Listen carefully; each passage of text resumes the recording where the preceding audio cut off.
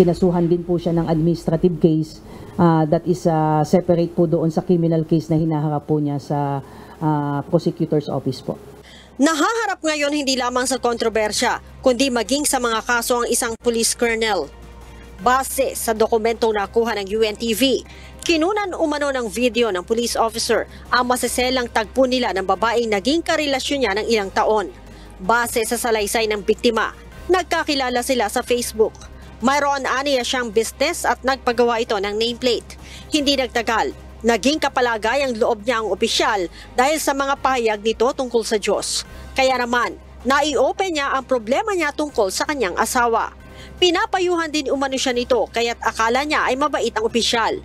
Nagkita sila nang ibigay niya ang in-order na nameplate. Subalit nasundan pa ito at sa halip na sa restaurant sila magkita ay sa hotel siya dinala. Doon na sila nagkaroon ng intimate moment na hindi niya alam na inirecord pala ng pulis.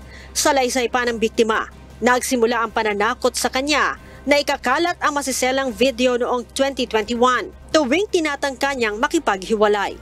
Ilang beses din umanong nangutang ng pera sa kanya ang pulis.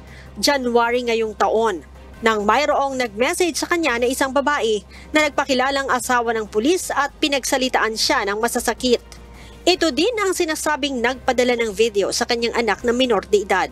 Maging ang screenshot mula sa pagtatagpo nila ng police officer ay ipinadala din sa kanyang asawa.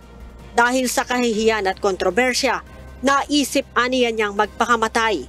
Subalit napigilan siya ng kanyang anak at asawa. Sinuportahan din aniya siya ng mga ito sa pagsasampa ng reklamo laban sa pulis. Ang 52 years old na police colonel ay nahaharap ngayon sa criminal complaint sa Quezon City Prosecutor's Office dahil sa psychological abuse at paglabag sa Republic Act 9262 o Anti-Violence Against Women and Their Children Law.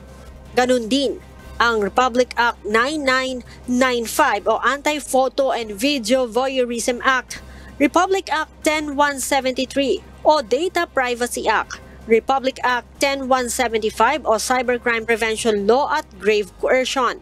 Ayon kay PNP Public Information Office Chief, Police Colonel Jean Fajardo, bukod sa kasong kriminal, sinampahan na rin ito ng kasong administratibo.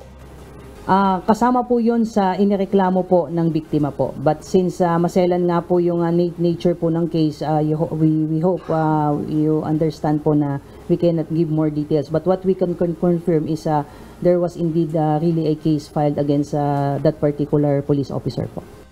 Sinabi pa ni Colonel Fajardo na inalis na rin ang opisyal sa pwesto at inilipat sa Personnel Holding and Accounting Unit o naka-floating status. Ang PNP po mismo ang tumutulong din doon sa biktima para mapailan ng kaso. Immediately nga po nung naipagbigay alam po niya ito sa PNP authorities ay nirelieve nga po itong pulis na ito pending investigation. Base sa impormasyon na nakuha ng UNTV, hindi ito ang unang pagkakataon na nasampahan ng reklamo ang naturang pulis dahil sa ginagawang pang-aabuso sa mga kababaihan. Tumanggi namang magbigay ng anumang pahayag ang pulis hinggil sa issue. Leia Ilagan, UNTV, News and Rescue. Diyos ang aming sandigan, serbisyo publiko ang aming pinahahalagahan.